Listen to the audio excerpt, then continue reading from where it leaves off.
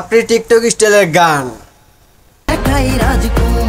বিদেশি নায়িকার robotic expression,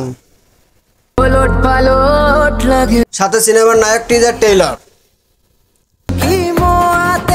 Shakib খানের লুকটাও কেমন জানি। শেষে সিনেমা হল থেকে বেরিয়ে দর্শকরা দিল ধুমাইয়া নেগেটিভ রিভিউ। ছবির মেকিং তো একদমই বাজে, ছবির কাহিনীটাই খারাপ, আমার টাকাটাই লস হয়ে গেছে। পুরো ফালতু একদম ভুয়া ছবি, এটা নাটকের তো খারাপ, একটু ভালো লাগে ভুয়া ছবি। কিন্তু সাকিবিয়ানরা দিল উড়াধুরা পজিটিভ রিভিউ। সাথে সবচাইতে খুব সুন্দর হয়েছে, অনেক সুন্দর হয়েছে। সুপারস্টার কি আছে? সাধারণ জনগণও দিল পজিটিভ রিভিউ। বুঝতে পারে না এত ভালো হবে। বেস্ট একটা ছবি করছে, খুব ভালো, খুব ভালো।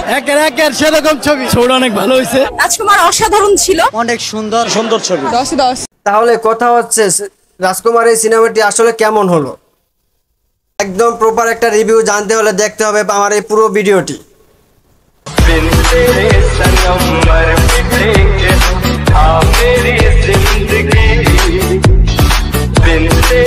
সত্যি বলতে কি বাংলাদেশের শাকিব খানের ট্রেজ এখন অন্য লেভেলের। আমি এসে গেছি তো। আমরা আগে দেখতাম শাহরুখ খানের সিনেমা মুক্তি পেলে তার ভক্তরা ব্যানার নিয়ে কেক কেটে উদযাপন করে। এখন বাংলাদেশে হয় শাকিব খানের সিনেমা মুক্তি পেলে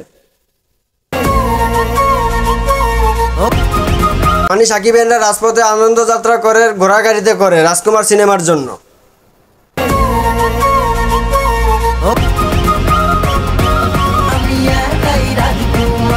হলের বাইরে তো নাচা গানা আছেই, আর দেখা গেল হলের ভিতরে একজন লোক তার মাকে ভিডিও কলের মাধ্যমে সিনেমা দেখাচ্ছে।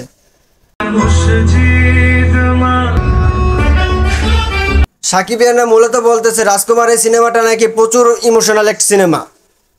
বের করে দিয়েছে, চোখে পানি চলে আসছে। লাস্টে 40 মিনিট কান্না করছে। কান্না মানে কান্না আসবে এই ছবি দেখে। তারা এই সিনেমা দেখে প্রচুর পরিমাণ কান্না করেছে।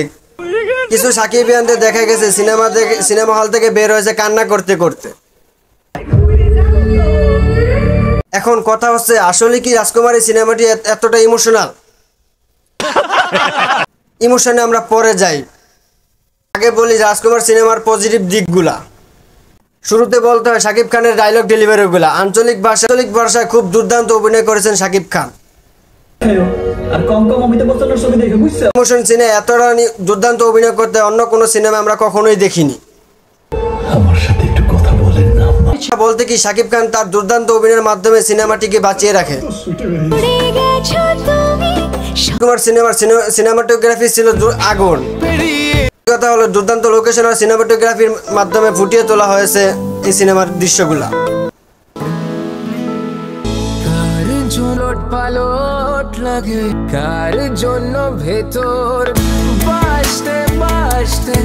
ভাইয়া মায়া সিনেমাটিতে অল্প সময় অভিনয় করলো, তার ক্যারিয়ারের সেরা অভিনয় করছে এই সিনেমাতে। আঞ্চলিক ভাষা ও এক্সপ্রেশনে তার অভিনয়কে ফুটিয়ে তোলা হয়েছে। ভাইয়া মায়ের এক্সপ্রেশনের রিয়াকশন এতটা ন্যাচারাল আগে কখনো অন্য কোনো সিনেমায় দেখা যায়নি। ক্যামেরা দিয়ে শুটিং করার কারণে কালার গ্রেডিংও খুব ভালোভাবে করতে পেরেছে। সত্যি কথা হলো সিনগুলো দেখলে মনটা জুড়িয়ে যায়। কার জন্য ভেতরটাতে আকাশ অনেকেই বলে রাজকুমার সিনেমাতে কোনো ভালো গান নাই, আর গানগুলো খুবই জঘন্য হয়েছে। তবে আপনার মনে শান্তি আনতে পারে ওলট পালো কেন কার জন্য ভেতরটা। এবং কি সিনেমাটিতে মা শিরোনামের একটি গান রয়েছে, সেই গানটি কিন্তু শ্রুতি মধুর।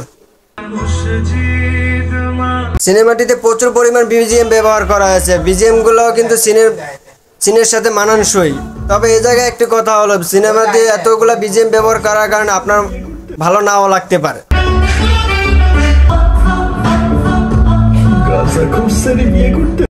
অনেকেই বলে বিদেশি নায়িকার কোনো দরকার ছিল না, তবে স্টুডিও ডিমান্ড অনুযায়ী আমাদের কোটনি আপাই বেস্ট আমার কাছে মনে হলো। সিনেমাটিতে ইমোশনের পাশাপাশি কিছু কমেডিও ছিল।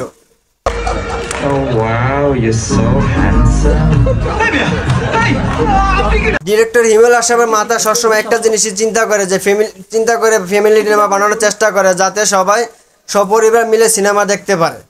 ফুল একটা ফ্যামিলি কেন্দ্রিক ছবি, সব পরিবারে দেখার মতো একটা মুভি। এবার আসি সিনেমার নেগেটিভ দিকগুলা। আর প্রথমে আমার কাছে মনে হলো যে সিনেমার ফাইটিং সিন, পুরো সিনেমাতে একটি মাত্র ফাইটিং সিন যাও বেমানান, আর ফাইটিং কোরিওগ্রাফি ছিল জঘন্য। পুরো ফাইটিং সিনগুলোই দেখানো হয়েছে স্লো মোশনে, যা সিনেমার সাথে বেমানান। তারপরে মনে হলো শাকিব খানের বাবার দাড়ির মেকআপ, জোয়ান বয়সে বুড়া বয়স, দুই বয়সের দাড়ির কেমন জানি আলগা আলগা লাগে। তারপরে রাজকুমার সিনেমার গানগুলো নিয়ে হতাশা পড়তে হয় দর্শকদের। আমি একে রাজকুমার এই গানটিতে আরো বেশি হতাশ হওয়া লাগে। গানটাতে প্রচুর পরিমাণ ইফেক্ট এবং এডিটিং এর নতুন নতুন স্টাইল ব্যবহার করা হয়েছে, কিন্তু কথা হলো এটাই যে গানের লিরিক্স ভালো না হওয়ার কারণে গানটি হলো জঘন্য। তাই তো এই গানটি নিয়ে হলো সমালোচনা। রাজকুমার সিনেমার ফিনিশিংটা একটু দুর্বল হওয়ার কারণে পুরো সিনেমাটি আমার কাছে মনে হয় একটুটা দুর্বল হয়ে গেছে। ফিনিশিংটা তো ভালো লাগে না। লাস্টের সিনটা আরেকটু ভালো হলে ভালো। একদম তাড়াহুড়া করে সিনেমাটি শেষ করে দেওয়া হলো। বাংলাদেশের রাঙ্গামাটি কোনটা মিলেলেন? ঢাকার কোন নিউ ইয়র্কের ভিলেন বাংলাদেশের রাঙামাটি এসে প্রতিশোধ নিল। এখন কথা হচ্ছে রাজকুমার সিনেমাটা দেখে কারা কান্না করেছে। মূলত দুই ধরনের মানুষ এই সিনেমাটি দেখে কান্না করেছে। ঠিক বলেছেন। এই কান্দার ভিতরে পুরোটা ভরে গেছে আমাদের। পুরো ছবিতেই কান্দাইছে শাকিব খান রে। এরা মন বেড়ে গেছে। এক, যারা শাকিব খানের অন্ধ ভক্ত মানে সাকিবিয়ানরা। আমার মাকে পাইতাম, আমি যদি পারতাম এই কষ্ট। আর দুই, যাদের মা নেই। প্রিয়তমা রাজকুমার পরে সেম কাহিনী, ওটা হলো গার্লফ্রেন্ডের হলো। প্রিয়তমা ও রাজকুমার সিনেমার মেকিং স্টাইল আমার কাছে মনে হলো সেম। দুইটা সিনেমাতে একটা করে মেইন ক্যারেক্টার মারা যায়, দুইটা সিনেমাতে একটা করে রোমান্টিক গান, একটা করে ইমোশন গান, আর একটি করে জিঙ্কু গান। দুইটা সিনেমাতে একজন আর্টিস্টের বুড়ো লোক দেখা যায়। দুইটা সিনেমাতেই একটা ইমোশনাল গান দিয়ে সিনেমাটি শেষ করে দেওয়া হয়। দুইটা সিনেমাতে দর্শকদের ইমোশনে হিট করেছে। তবে বের করে দিছে, চোখে পানি চলে আসছে। লাস্টে 40 মিনিট কান্না করছে। কান্না মানে কান্না আসবে এই ছবি দেখে। কিছু দর্শক দেখা গেছে হল থেকে বের হওয়ার সময় অনেক কান্না করেছে। কথা হচ্ছে দর্শকরা শাকিব খানের কাছে আর কোনো ইমোশনাল সিনেমা চায় না। ক্লিয়ার না ভেজাল আছে? আমরা যদি শাকিব খানের আপকামিং দুইটা সিনেমার কথা চিন্তা করি, তার মধ্যে দরদ হলো, দর্দ হুয়া দিল কো থোড়া দর্দ হুয়া মর্জ হুয়া। দরদ আমার কাছে মনে হলো যে রোমান্টিক এবং অ্যাকশন দুইটাই আছে। আর তুফান তো তুল কালাম ঘটাবেই, ফাইট অ্যাকশনে ভরপুর।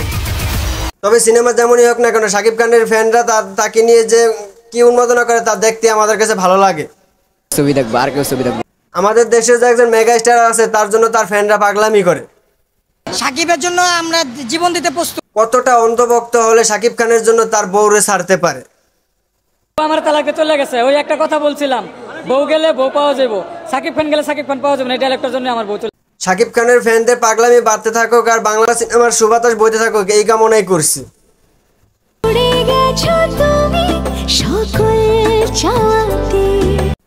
আজকের ভিডিওটা এই পর্যন্ত। ভিডিও কেমন হলো কমেন্ট করবেন, পেজ হলে ফলো করবেন, ইউটিউবে সাবস্ক্রাইব করবেন। সবাই ভালো থাকবেন, সুস্থ থাকবেন। দেখা হবে আবার পরের ভিডিওতে। আল্লাহ হাফেজ।